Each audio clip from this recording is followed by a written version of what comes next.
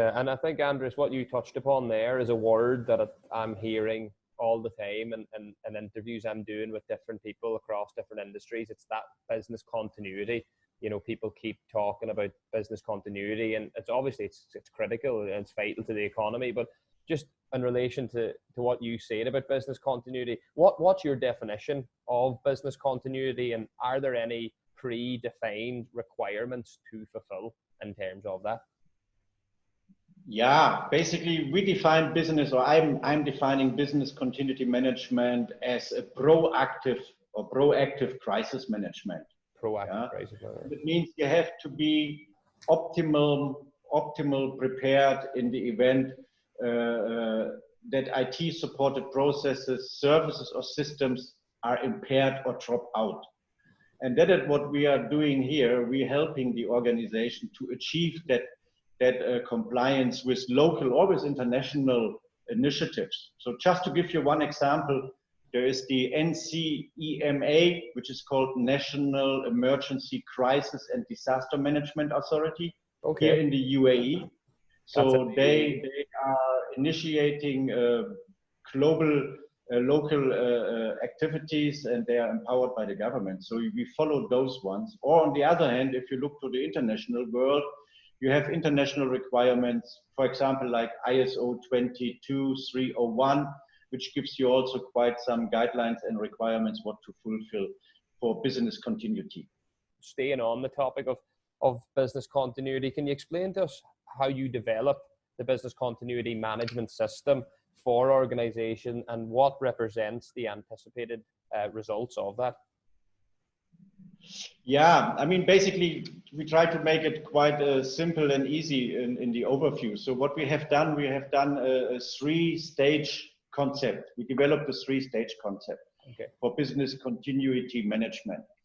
The first stage is we are doing an analysis, a gap analysis, as-is analysis. That is the starting point. With this analysis, we want to identify the weak points of the system and the critical threats. Once this is done, sounds easy, but takes quite some time and experience. Once this is done, we initiate the second stage. So based on our gap analysis and based on the results by identifying the critical threats, we develop an action plan. And in this action plan, it's basically, you can say simply a to-do list, right?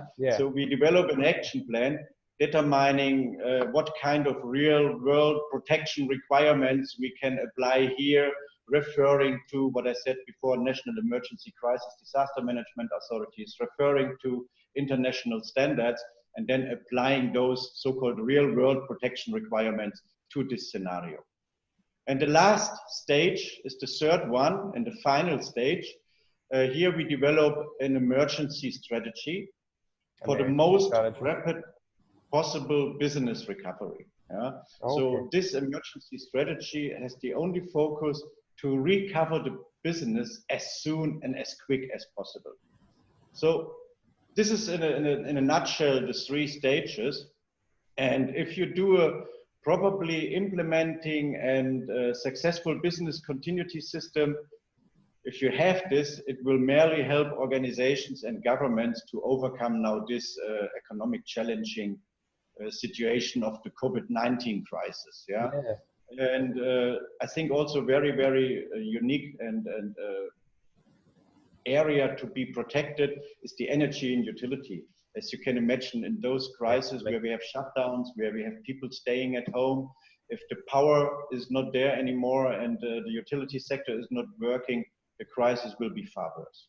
Absolutely. I couldn't agree with you anymore on that last point in terms of disruption to energy and especially utilities, because that'll just make a bad situation even worse. So I think that in terms of the business continuity strategy you have, I think it's a great blueprint and a great plan for as you say, governments to maybe try and adopt and help businesses recover during this crisis.